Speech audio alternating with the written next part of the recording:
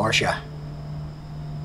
Seb, Maxine, cancelin niyo muna lahat ng mga meetings niyo para sa linggong to. Kailangan kumpleto tayo sa lamay ng Tito Santi niyo.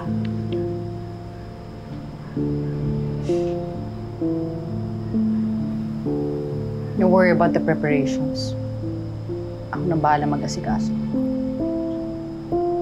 Sigurado ka? Of course. That's the least I can do for your cousin. Thank you. Sasabihan ko rin si Rose mamaya para makapag-leave muna siya sa trabaho. Dad, what for? Para naman may importansya sa kanya si Tito Santi.